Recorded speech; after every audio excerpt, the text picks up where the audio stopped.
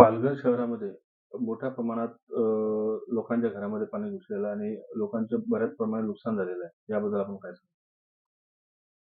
पहिलं तर पावसाचं प्रमाण जास्ती होतं.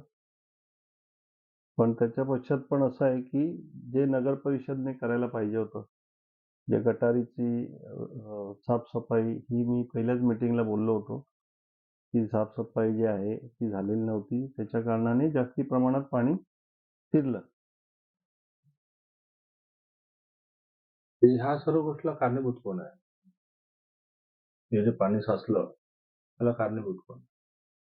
ह्याला कारणीभूत एक तर जे आता ज्या पद्धतीने डेव्हलपमेंट होते, त्याचा पाण्याचा निचरा व्हायला पाहिजे. ज्या गटारीची व्यवस्था व्हायला पाहिजे, ती गटारीची व्यवस्था झालेली नाही. आपण बघितलं पावसामध्ये मी पण फिरलो. जे पाणी गटारीतून व्हायला पाहिजे ते गटारीच्या जे होल होते त्याच्यातून बाहेर पडत होतं. म्हणजे पाणी पुढे सरकत नव्हतं. पाणीचा निचरा झाला पाहिजे. तर त्या पद्धतीचं गटारीची व्यवस्था आपल्या नगर परिषद पालघरमध्ये सद्यस्थितीत दिसत नाही.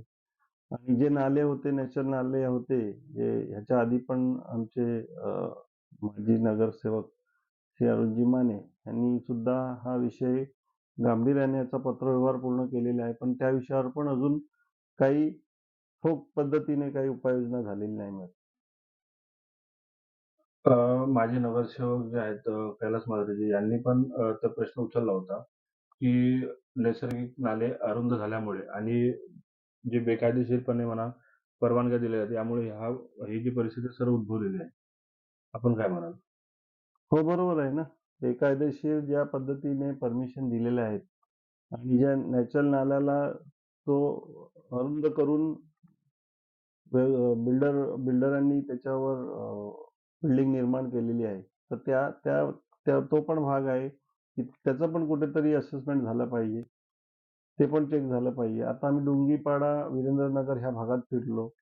त्या भागात पण जो फॉरेस्टमधून जो येणारा जो नाला आहे, की तो पण आपण नाला तो जर अरुंद करून तो त्याच्यावर ही आपली रिटर्निंग वॉल आपण केली, तर त्याने पण आता जे त्या भागामध्ये बरेचसे घर म्हणजे नाही म्हटलं तरी 300 घर अंदाजे ते पाण्याखाली होते. तर तो पण विषय आहे. की असे जे सखोल भागामध्ये जो नॅचरल नाला आहे, तो कशा पद्धतीने आपल्याला तिकडे रिटेनिंग वॉल केली पाहिजे. आता माननीय आमचे खासदार साहेब पण होते. आज आम्ही अख्खा दिवस फिरलेलो आहे. म्हणजे इकडून आम्ही गोठणपूरपासून डोंगीपाडा, वीरेंद्रनगर, कापसीपाडा, गणेशनगर, कृष्णानगर, भरवाडपाडा हे आम्ही पूर्ण आज फिरून खासदार साहेबांसोबत आम्ही फिरलो. आमचे इतर पदाधिकारी होते. तर तेच दिसून आलं, की जी व्यवस्था नगरपालिकेच्या हद्दीमध्ये प्रशासनाने केली पाहिजे, ती अजूनपर्यंत ठोस झालेली नाही. विद्यमान नगराध्यक्ष उत्तम घरत यांचं असं म्हणणं आहे, की भरतीचा पाऊस आणि वरून आलेला पाऊस हे एकत्र आल्यामुळे पालघर शहरात हे पाणी एवढ्या प्रमाणात वाढलेलं आहे.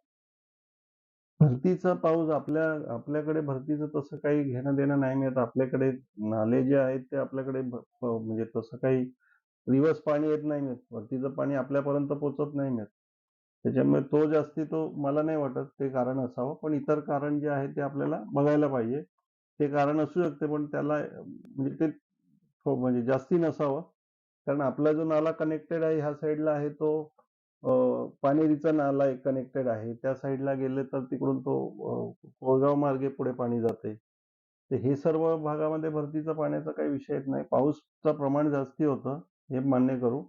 पण जी यंत्रणा आपण नगर परिषद म्हणून नगर प्रशासनाने केली पाहिजे होती, ती यंत्रणा फेल गेली आहे कुठेतरी.